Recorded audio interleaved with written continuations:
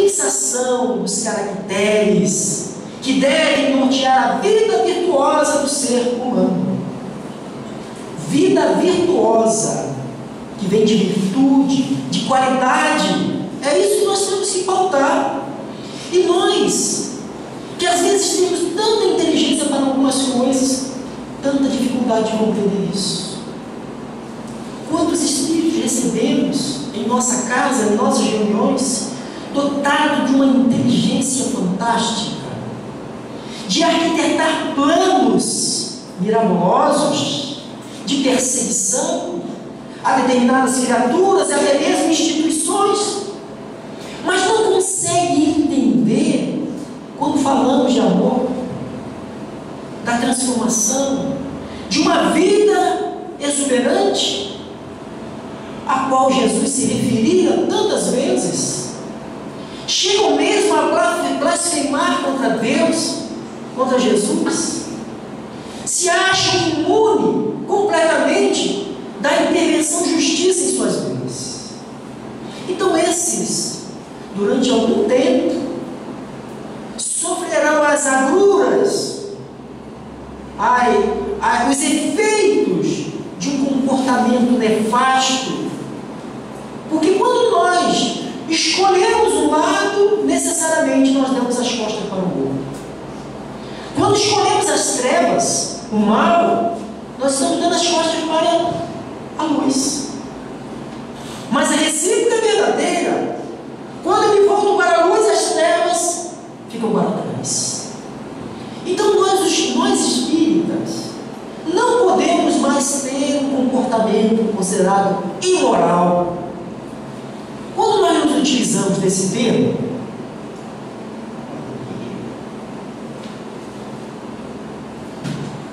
aqueceu a voz para pigar, Jesus. Bom, então,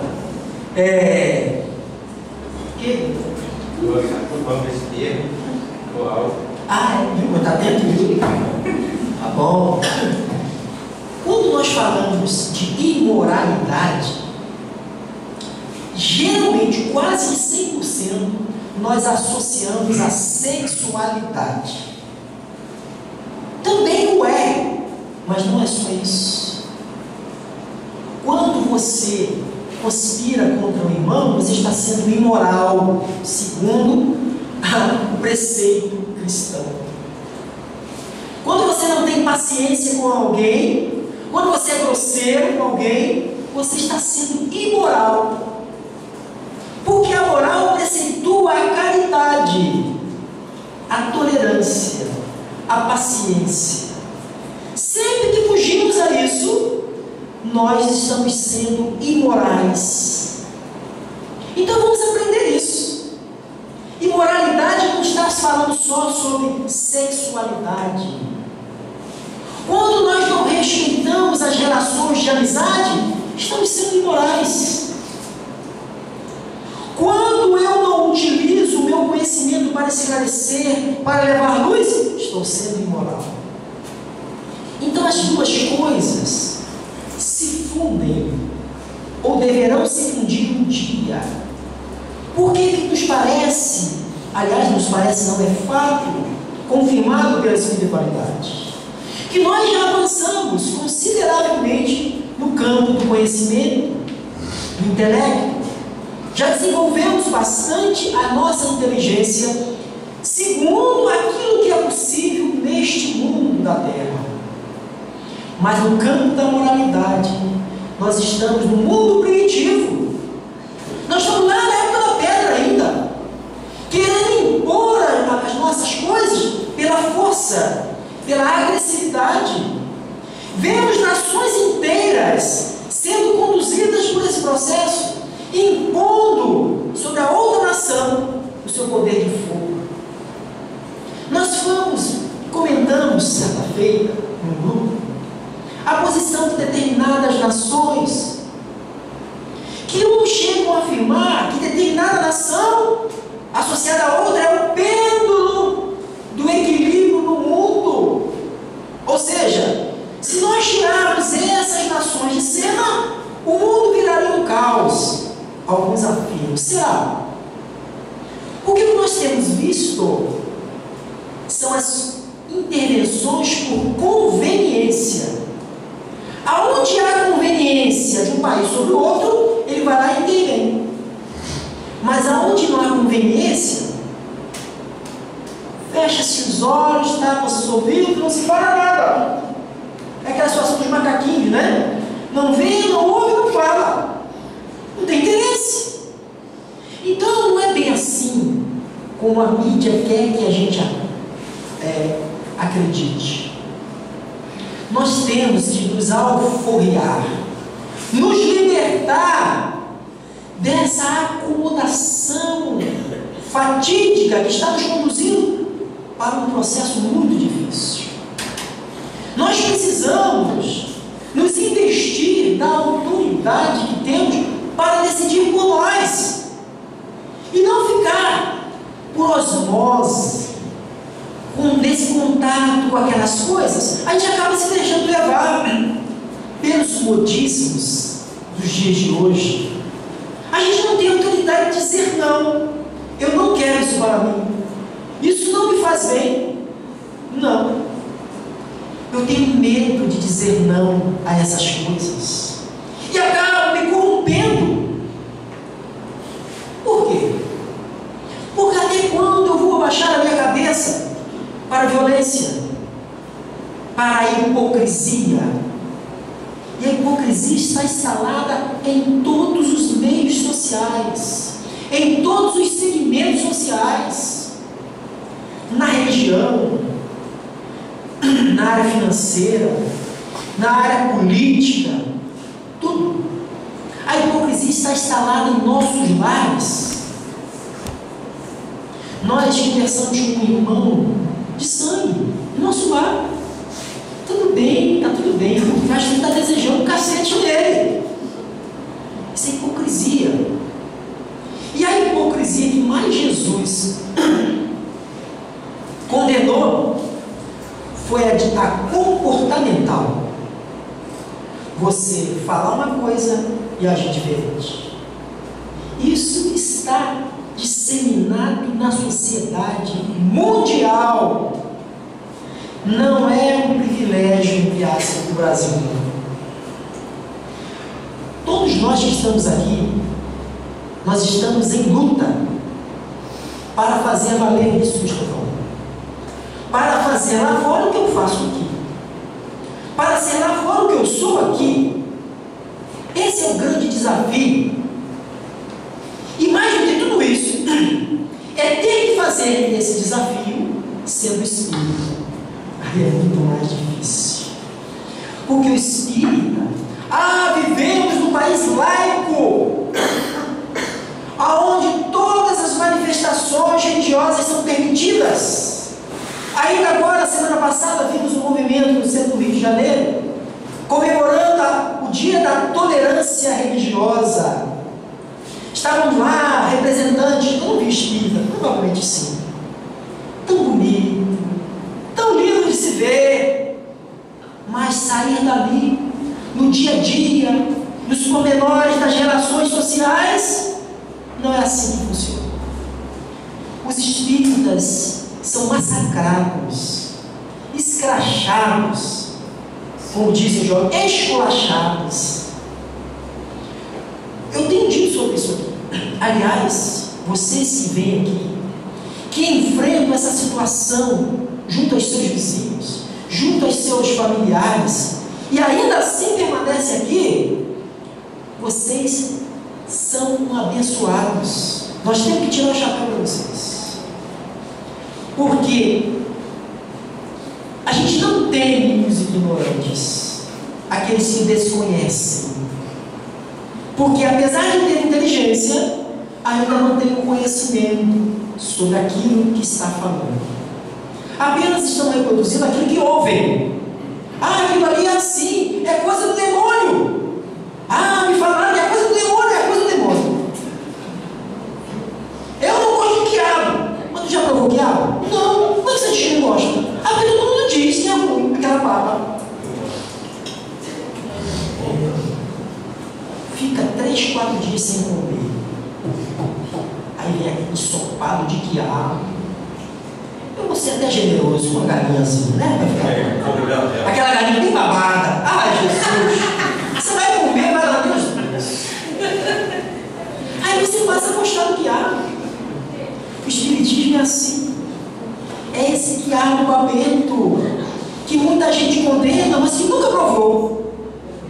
Mas quando o calo doer, quando a fome apertar, é aqui que eles baterão. É aqui que eles encontrarão consolo, explicações para o mal que ele vive.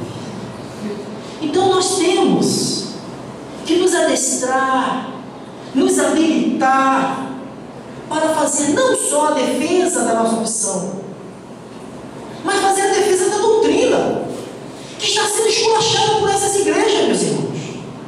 Infelizmente é isso que está acontecendo.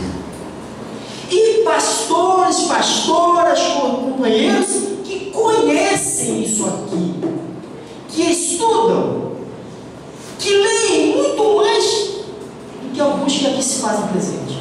Leem a doutrina espírita muito mais que o espírita. Mas para quê? Para sentar olhados. E a gente fica como um cordeirinho, aceitando essas coisas. Eu já tenho dito. Eu estou fazendo curso para santo, mas não estou diplomado. Então não vem falar outra doutrina na minha frente não, que vai ter que me ouvir. Com qual autoridade, companheiros dessa daquele segmento, vem falar sobre a nossa doutrina se aqui não participam? Se nunca entraram nesse portão? Então essas coisas que estão acontecendo conosco. E a gente, por falta de habilidade, de sustentação, de fé, de confiança, a gente abandona a casa. Olha, eu estou aqui, eu já estou falando 10 anos, já deve ter mais, não sei, 10 anos ou mais, eu estou aqui, já tem mais de 10 anos. A quantidade de pessoas que já passaram por aqui, passaram e foram embora, mas esse é comum, aqui ou em qualquer templo religioso, isso é muito comum. A pessoa está buscando. Vem a nossa irmã Branca está aqui nos visitando. Que Deus te abençoe a sua vida aqui. Pode ser que o que ela tenha presenciado aqui no dia de hoje, ela não goste. Não toque seu coração. E ela nunca mais volte aqui. E ela vai numa igreja, vai num templo, etc. Outro, e lá se encontre. Se encontre. Branca, seja feliz. Aonde você se encontra? Que Deus a abençoe aonde você esteja. A doutrina espírita não faz proselitismo, impõe a sua fé no bem. Mas o que é mais incomum da nossa ordem, difícil de aceitação, é ver que pessoas que passaram aqui desde criança, nasceram aqui, cresceram aqui, e hoje passam por nós, nem boa tarde dá. E ficaram aqui até poucos dias atrás. Isso porque se começaram a namorar A, namorar B, casar com A, casar com B, abandonaram a casa. Eu não estou dizendo que tem que ficar aqui, mas pelo menos reconhecer os benefícios que colheu enquanto esteve e fazer a defesa onde quer que esteja. É isso que eu cobro. Não ser hipócrita. Fico aqui 10, 15 anos nessa casa. E ela diz, todo que ficou aqui, nunca viu falar de diabo. Se fala mais do demônio nas igrejas do que na casa espírita. Aqui se fala de Deus, de Jesus, de amor, de caridade. E ela viveu tudo isso aqui, falando da importância de ser bom, de fazer o bem. E quando vai para lá, por razões diversas, passa a ter a mesma oratória dos demais. Enquanto que ela deveria ser honesta, dizer, não, eu agora estou aqui, mas olha, a verdade é que lá não é assim.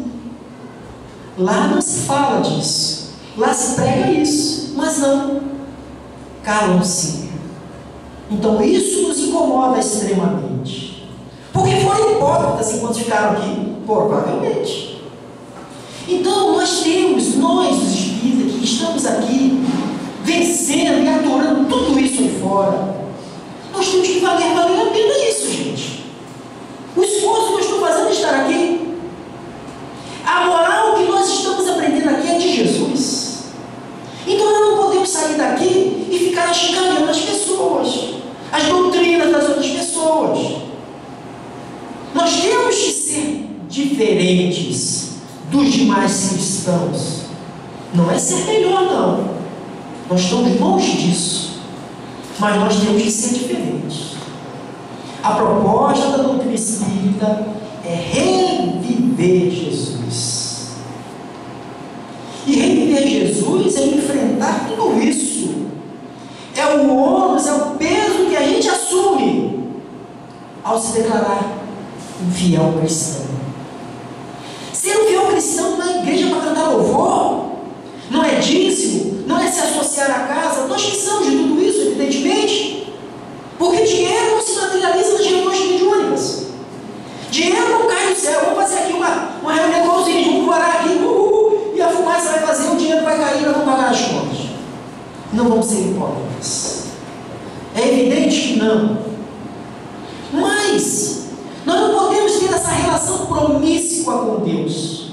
Eu dou para receber. E quanto mais eu der, mais Deus vai me dar. Se fosse assim, se realmente fosse assim, nós teríamos uma legião de cristãos aí, tudo rico, tudo empresário. E não é essa a realidade que nós temos. Então, sem entrar no mérito da questão, vamos tentar fazer um fechamento aqui do que esse tema está nos propondo. Intelecto e moralidade. Nós temos que procurar construir um comportamento que dignifique o nosso título de cristão. Porque a maior defesa que a gente vai fazer desta casa, da doutrina espírita, é a vida que nós levarmos lá fora. Não adianta você vir todos os domingos, toda quinta, toda terça, aqui, reuniões, etc. Ser um rato aqui, né? Como se diz, né? Fala-se muito de rato de academia, aquele cara que está bombando todo dia. Não! É claro que nós queremos vocês aqui. Porque nós nos fraternizamos. Nós fortalecemos os laços. Jesus disse que sozinhos nós éramos frágeis. Nós tínhamos que ser como feixes, unidos. E os espíritas ainda é a minoria. Mas se nós estivermos juntos, evidentemente que seremos mais fortes. Mas o fato de estarmos aqui 3, 4 vezes por semana não nos autoriza a dizer que estamos salvos. Porque se você sai daqui e vai para a sua casa, continua sendo a mesma pessoa mesquinha, agressiva, intempestiva, toda hora tendo aqueles arroubos, impaciente, como é que você vai ter a autoridade de dizer que você está aprendendo aqui é bom? Qual a autoridade? A autoridade é uma transformação. É a vida que você leva através do seu comportamento. Isso é moral. Então nós temos que associar a capacidade de inteligência que nós já temos e procurar entender os conceitos apregoados com Jesus. E segundo a ótica espírita, fica muito mais fácil. O que é o Evangelho segundo o Espiritismo, senão as passagens de Jesus explicadas à luz espiritual? Não é um Evangelho que concorre com Jesus, não. Como muitos falam aí fora. Ah, vocês não lêem a Bíblia, não, né? Cara de idiota, Jesus. Vocês lá lêem o Evangelho de Kardec, né? Vocês não ouvem isso aí, gente? Aonde Kardec editou o Evangelho? Eu falei, não fala daquilo que você não conheça, meu irmão. Você está dando um testemunho de completa ignorância ao afirmar uma coisa dessa. E Kardec não escreveu o Evangelho nenhum. O Evangelho que está lá é o Evangelho, vírgula, segundo o Espiritismo. Ou seja, é o mesmo Evangelho de Jesus, explicado pelas espiritualidades superiores. Se fôssemos católicos, Evangelho segundo os santos católicos. Aí ficaria tudo bem. Mas bastou esse santo vir do lado de cá, acabou. Enquanto Santo Agostinho estava solar, era santo. Quando Santo Agostinho começou a ajudar a gente aqui, virou Deus. Esse não é ele não, hein? Isso é outro, isso é pilantra. Esse Santo Agostinho aí é outro, é o Paraguai. Olha, meus irmãos, Jesus nos ensinara de que reconhece-se o frutor pela árvore. Perdão, reconhece-se a árvore pelo fruto. Quais são os frutos que estão nos alimentando aqui? Os frutos são os ensinamentos, as orientações. Quem de nós já ouviu aqui ou em qualquer outra casa espírita? Se ouviu, me diga que a gente vai mandar fechar, vai botar lá uma publicidade do meu, não existe isso. Dizendo que você tem que perseguir, não tem que perdoar, tem que meter um cacete nele. Aonde você já ouviu isso? Pelo contrário, as lições repetidas aqui são sempre de tolerar, entender, ter paciência com o outro, que não pensa como nós. É isso que nós estamos aprendendo aqui.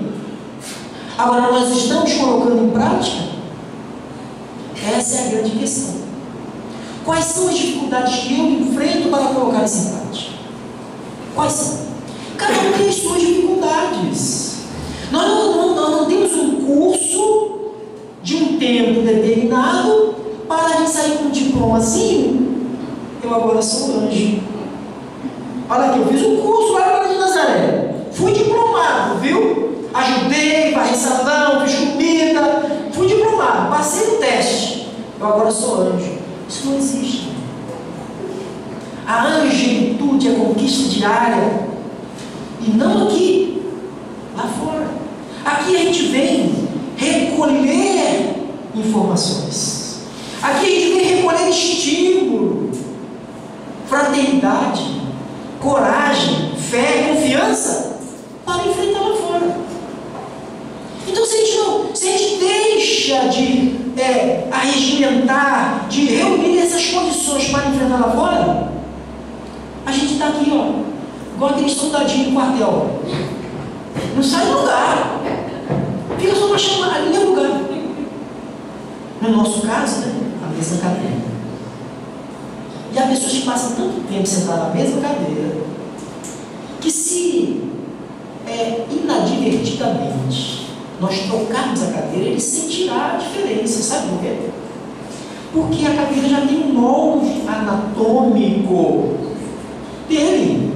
Porque tantos anos que ele senta ali, que a cadeira já se amoldou a ele. Entendeu? Então, se ele senta no outro, ele sente a diferença. Eu tenho um sofazinho em casa que é assim. Ah, fico indignado. Ah, esse cantinho aí é meu. Porque o sentado me sente tão bem. Que é cômodo para nós ficarmos sentados enquanto os outros resolvem as coisas para a nossa vida. Nós temos que arregaçar as mãos, arregaçar as mangas e ir à luta. Então, aproveite a nossa inteligência. Enquanto nós estamos aqui dotados dessa capacidade, quantos há que estão impossibilitados de exercer isso? Por quê? Por razões que nós desconhecemos, o seu cérebro não lhe permite manifestar-se. Não é o espírito que ele não tem inteligência, não. É o instrumento que não lhe permite.